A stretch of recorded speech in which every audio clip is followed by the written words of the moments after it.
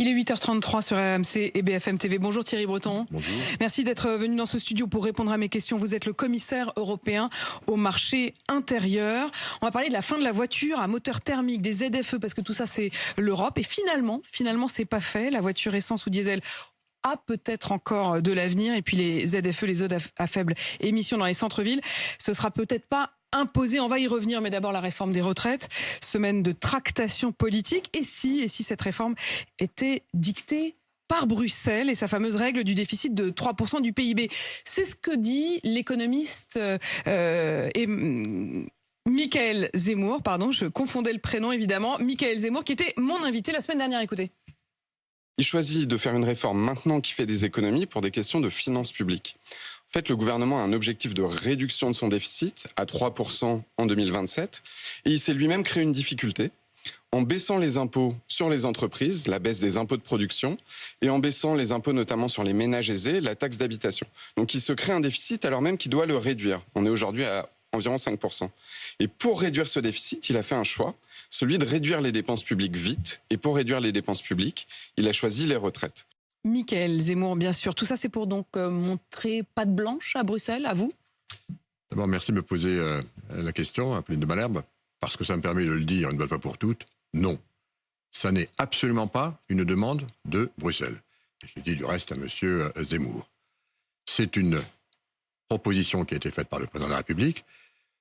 Je crois, évidemment, comprendre, mais encore une fois, je n'interviens pas dans les débats des États membres, évidemment.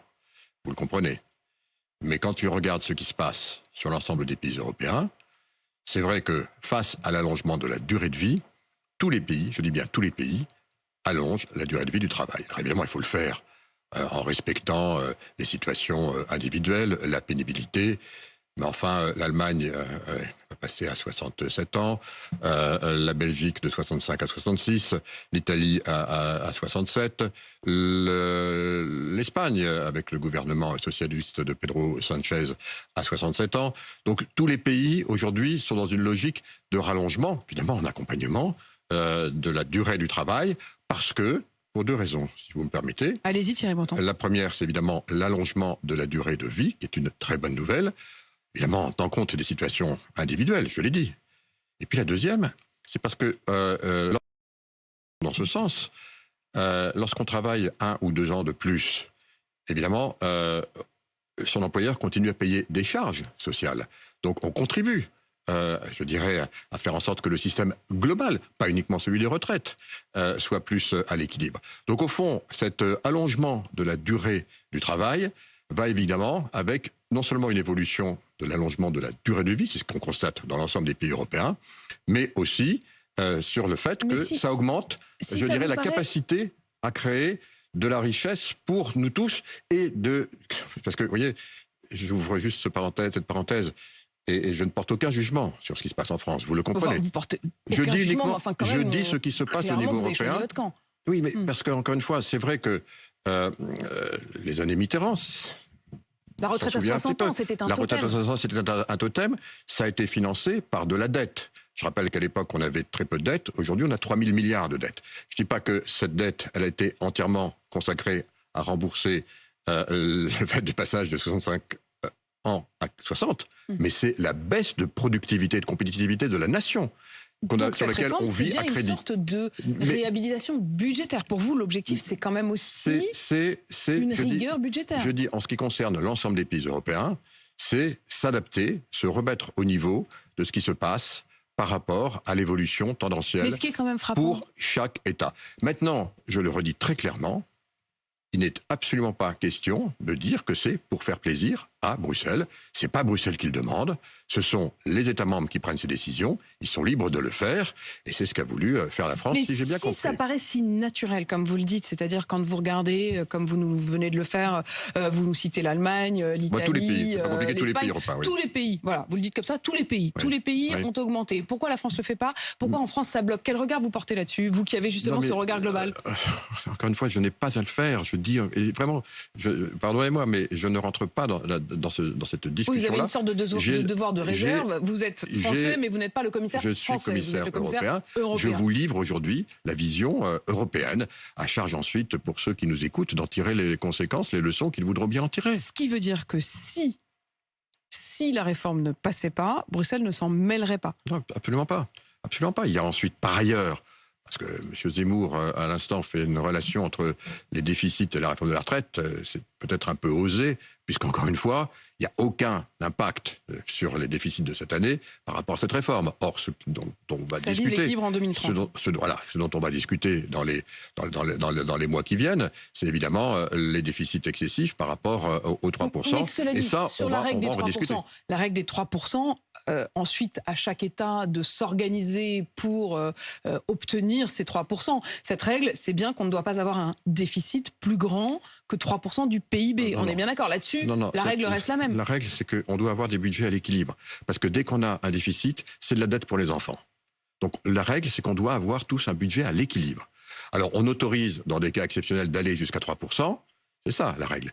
Et quand on a des crises, j'allais presque dire systémiques, et absolument, c'est la définition d'une crise, de reste non prévue, comme par exemple celle du Covid ou la crise de l'énergie. Alors là, on peut s'exonérer effectivement de cette limite des 3%. Mais maintenant, on re-rentre effectivement dans une normalité, parce que je le redis, derrière ces 3 000 milliards de dettes pour la France, il va falloir évidemment les rembourser. Aussi le sentiment que quand on voulait vraiment trouver de l'argent, on pouvait. C'est-à-dire que comme vous le dites à l'instant, Thierry Breton, vous dites, OK, la règle, c'est les 3%. Mais bon, quand il y a vraiment une urgence, comme il y a pu y avoir avec le Covid, eh ben, tant pis, on allonge la facture. Alors pourquoi on le fait pour le Covid et pas pour le reste ? Je dis pas ça. Je dis pas, mais bon, on peut s'arranger. Non, je dis pas ça. Non, c'est juste, ça c'est vrai que c'est ma formule. Voilà. Moi, ce que je dis, c'est que qui dit déficit, dit dette. Qui dit dette, dit remboursement au moins des intérêts de la dette, avec aujourd'hui des taux d'intérêt qui sont à 2,5%, il n'est pas impossible qu'ils montent à 3, peut-être même un peu plus, on le sait. Ça veut dire, encore une fois, que vous appliquez ça sur les 3 000 milliards de dettes, vous imaginez les montants qu'il va falloir rembourser. Ça va devenir, évidemment, rapidement le premier budget de l'État. C'est autant d'argent qu'on n'aura pas pour l'école, pour la santé, pour la défense. Et donc, il faut évidemment se contraindre. C'est tout ce que je dis. C'est tout. C'est uniquement de la bonne gestion. Je comprends parfaitement, Thierry Breton. Et l'argent ne tombe pas du ciel. L'argent ne tombe pas du ciel. Votre discours est le même que celui du gouvernement. L'argent ne tombe pas du ciel. Et l'argent que l'on emprunte, c'est pas les contribuables, c'est les enfants qui vont devoir le payer. Thierry Breton, est-ce que la voiture à moteur thermique, c'est vraiment terminé en 2035, comme ça avait été annoncé? L'Allemagne, finalement, ne signe pas cette demande européenne. Est-ce que ça veut dire que le moteur à essence ou à diesel a encore de l'avenir? Alors, il y a plusieurs choses dans la question.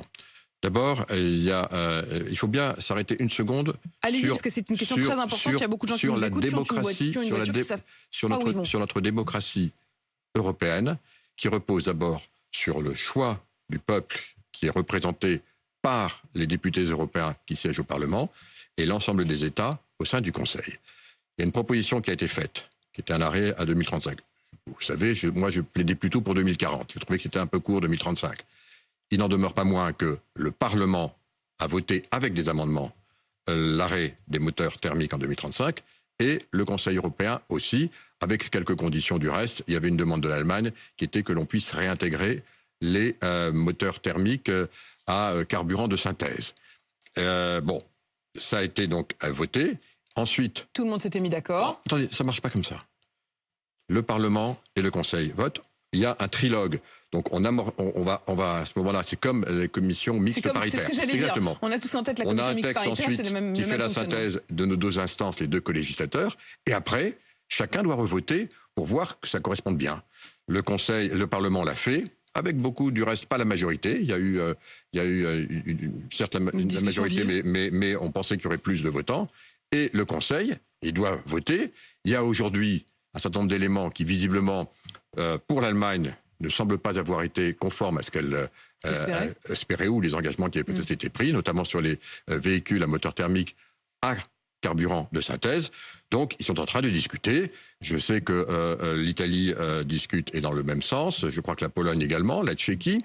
Ils vont donc se réunir aujourd'hui, du reste, à Strasbourg, pour en discuter. La réunion a lieu aujourd'hui même. Il faut respecter notre démocratie. Maintenant, en ce qui me concerne, moi, commissaire au marché intérieur et donc responsable de l'industrie, et en particulier automobile. De l'industrie automobile. Il y a quand même 14 millions d'employés qui travaillent, de femmes et d'hommes qui travaillent dans cette industrie. Et qui ne savent plus, qui n'ont plus d'horizon. Mais c'est pas qu'ils n'ont plus d'horizon. On est en train de finir la démocratie. Aujourd'hui, aucune décision n'a encore été prise. Je le dis aux constructeurs. Attendez que la démocratie ait achevé son cheminement pour pouvoir prendre les décisions. Je n'ai pas arrêté de leur dire qu'il s'agisse... Parce qu'ils disent oui, mais on ne sait pas s'il faut qu'on arrête de produire des voitures thermiques. Je leur ai dit, gardez pour l'instant les deux. Tant que la décision n'est pas finalisée, elle va l'être dans les semaines qui viennent, mais laissez le processus parlementaire aller à son terme, parce que nous sommes dans une démocratie, et n'anticipez pas ce que la démocratie va faire. Je le leur ai dit à tous. Ils pleurent, il faut le dire, depuis 2 jours, en disant, mais attention, nous, on s'était préparés, notamment les constructeurs français. Mais ils ne peuvent pas dire que je ne leur ai pas dit à chacun d'entre eux, gardez pour l'instant les deux, parce que il faut aller à l'issue du processus, et j'ajoute un deuxième élément qui est important au débat, que je ne cesse de dire également. Si effectivement on va à la fin des moteurs thermiques en 2035, ce qui a été évidemment le sentiment que vous souhaitez et le Parlement et le Conseil sous certaines réserves, avant donc ces éléments du trilogue, eh bien, ça ne veut pas dire pour autant la fin des moteurs thermiques sur la planète. Enfin, c'est du bon sens. En Afrique, il y aura quand même 2,5 milliards d'habitants en 2050. Il est évident qu'on ne va pas avoir des moteurs électriques partout parce qu'il n'y a juste pas d'électricité. Il y a la moitié de la population africaine qui n'a... Hélas, c'est un drame. Je suis assez surprise. Mais je le dis depuis 10 mois. Je suis assez surprise parce que on a quand même eu véritablement le sentiment qu'en 2035, c'était fini. Et d'ailleurs, vous vous adressez aux constructeurs automobiles, mais vous pourriez aussi vous adresser aux propriétaires de voitures, tout simplement, à tous les Français qui sont propriétaires d'une voiture, qui se disent, qui n'osaient plus forcément changer de voiture, qui attendaient les décisions avant de décider s'ils passaient ou non à l'électrique, qui sont peut-être propriétaires d'une voiture essence, qui se disent, je vais plus pouvoir la revendre. Madame, nous sommes au terme du processus. Attendez encore quelques jours. Et en fait, vous nous dites rien n'est fait. Non. Je dis qu'encore une fois, les 2035, on travaille sur 2035. La voiture thermique, je viens de vous dire et je le redis, ne me faites pas dire ce que je n'ai pas dit. Je dis qu'à partir du moment où en 2035, on aura, et on va y aboutir, la question c'est de savoir est-ce qu'on va intégrer ou pas les moteurs thermiques à carburant de synthèse. C'est ça qui est en discussion. Ça voudrait dire c'est ça qui est en discussion aujourd'hui. Le moteur serait le même, mais il faudrait non plus de l'essence ou du diesel. Mais pour le reste, en dehors de l'Europe, c'est ce que je dis, nous sommes 440 millions d'habitants sur une planète de bientôt 9 milliards d'habitants. Ils vont pas tous passer à l'électrique en même temps, que ce soit en Afrique, que ce soit en Amérique du Sud, que ce soit en Inde. Ce qui intéresse ceux qui nous écoutent, c'est de savoir si en effet leur voiture va plus rien valoir à l'Argus, bien entendu, ou si elle a encore un avenir, mais de toute façon, passer à l'électrique. Encore une fois, je vous le redis, la fin des moteurs thermiques pour l'Europe, c'est engagé, on est en train de finaliser la date, et il y aura du reste une date de revoyure en 2026, comme vous le savez, parce qu'il faut bien voir derrière tout ce qu'il y a à faire, mais je le redis, en 2050... Oui, c'est ma demande, mais on est en route. J'ai créé une structure qu'on a appelée Route 35, où tous les acteurs se rejoignent maintenant et on se rencontre tous les 3 mois pour voir les progrès, où on en est sur l'électrification, les bornes, etc. Ce que je dis, c'est qu'en 2050, il y aura en gros encore 70% des véhicules sur la planète qui seront thermiques parce que, hors d'Europe encore une fois, parce que les autres pays n'évoluent pas à la même vitesse que nous sur l'électrification, et je souhaite que l'industrie automobile européenne continue à être exportatrice nette de voitures évidemment électrique, mais aussi de voitures thermiques. Je serais patronne d'une grosse industrie automobile. Je vous dirais, c'est sympa, mais je ne veux pas faire des voitures uniquement pour l'exportation. Je ne pourrais plus vendre en Europe. Alors que le plus gros marché... Ah bon? Parce que vous pensez... Ah bon? Ils ne pourront plus les vendre en Europe. Mais l'Europe, c'est 440 millions d'habitants. Le reste du monde, c'est 8,5 milliards. Et les marchés vont être gigantesques. Qu'est-ce que vous croyez que les Chinois sont en train de faire? Plus. Non, mais il y a aussi même quasiment un problème moral. C'est-à-dire que vous dites, pour nous, non, on ne veut plus parce que ça pollue, mais par contre, on va les vendre ailleurs. Parce que nous sommes en train de travailler sur des normes qui font qu'on va de plus en plus fabriquer des voitures à moteur thermique à très faible émission de CO2. Il faut bien que les autres pays... Il faut bien, mais c'est ce qu'on fait. Il faut bien que l'ensemble de la planète puisse évoluer évidemment vers le zéro CO2, mais à son rythme. Il est évident... c'est complexe, vous êtes d'accord? C'est très complexe, et c'est très complexe aussi de passer un continent comme le continent européen Mais est-ce qu'on s'est pas un petit peu trompé? Est-ce qu'on n'a pas mis un peu la charrue? Eh bien, nous allons voir, puisqu'encore une fois, c'est la raison pour laquelle j'ai créé ce groupe Route 35, avec tous les acteurs. On a la volonté, évidemment, d'être prêt en 2035. On fera tout pour. Vous pensez bien. On a une clause de rendez-vous en 2026. C'est pas pour rien. On se bat, évidemment, pour tenir 2035, parce qu'on pense que c'est bon pour la planète, c'est bon pour l'Europe, c'est bon pour l'économie. Mais évidemment, il faut qu'on fasse le point en permanence. Et puis, je le redis, et pour conclure, si vous me permettez là-dessus, c'est une bonne chose que nous ayons ceci en Europe.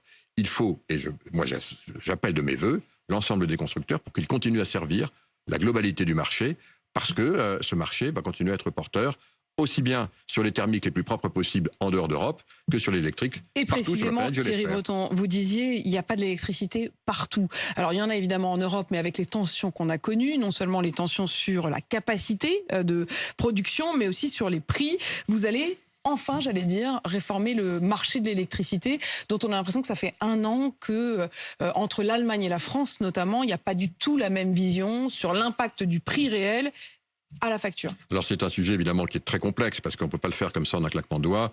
Il y a autant d'experts de marché de l'électricité que de solutions, me semble-t-il, ces derniers temps. Il y a d'abord, évidemment, sur les consommateurs, il faut avoir d'abord la disponibilité de l'énergie, donc l'interconnexion est extrêmement importante. On a vu du reste que ça a été très utile au cours de l'hiver qui se termine bientôt, parce que, la solidarité. La solidarité et donc l'interconnexion. Parce que la solidarité sans interconnexion, ça sert à rien quand on parle d'électricité. Et donc, on le sait, la France a été pendant longtemps exportateur net. On a eu des problèmes sur les centrales nucléaires qu'on connaît en France. Dieu soit loué, maintenant c'est en train de s'arranger, et notamment sous l'impulsion de Luc Rémont. Il n'en demeure pas moins que l'Allemagne a permis à la France de faire face en exportant de l'électricité pour que la France puisse faire face aux problèmes conjoncturels que nous avons connus.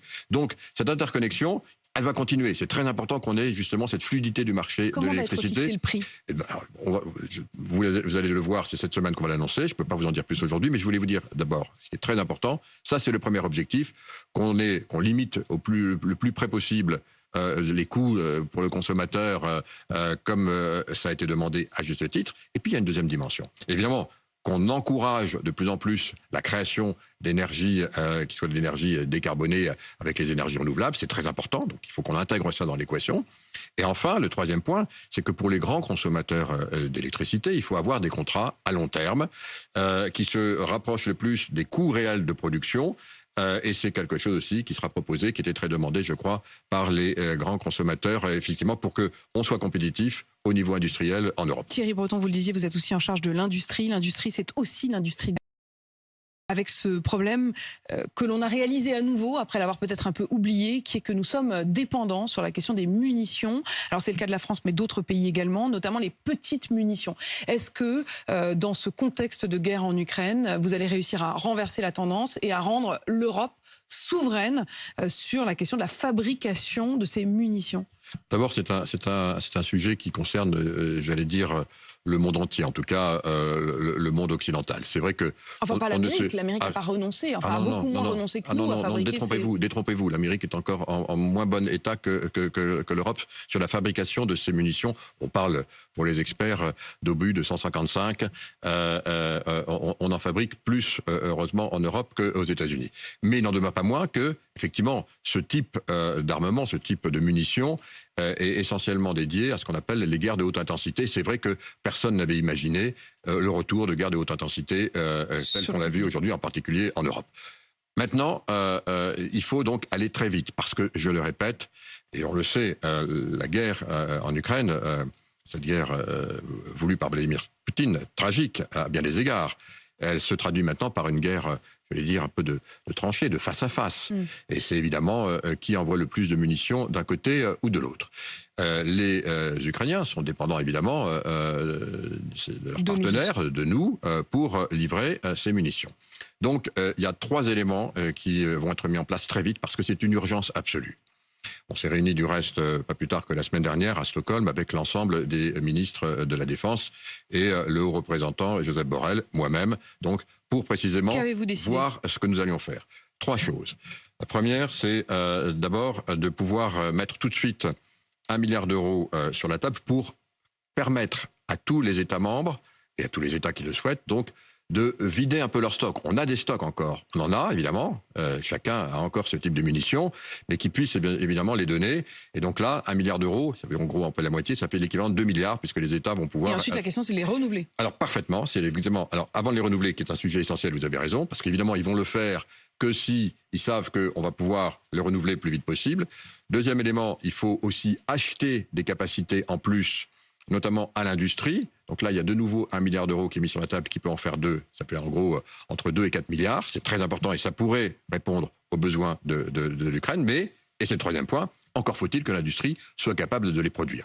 Et là, donc, on a 15 entreprises, en fait, en gros, en Europe, dans 11 pays, qui produisent ces munitions spécifiques de 155, voire de 152. Il y en a 3, 152, c'est pour des armes issues de l'ancien bloc soviétique.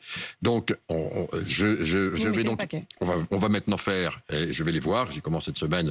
Je vais en Bulgarie, en Slovéquie. On va donc faire en sorte qu'ils puissent maintenant augmenter très très vite la production. On va mettre aussi de l'argent pour les inciter à le faire, augmenter notre outil industriel pour répondre très vite aux besoins. Une vraie industrie européenne de l'armement. En tout cas, de plus en plus structurée par rapport aux demandes qui sont les nôtres aujourd'hui. Et puis aussi, pour être de plus en plus autonome, vous savez que c'est mon combat. Thierry Breton, commissaire européen au marché intérieur. Merci d'avoir répondu à mes questions. 8h54 sur RMC BFM TV.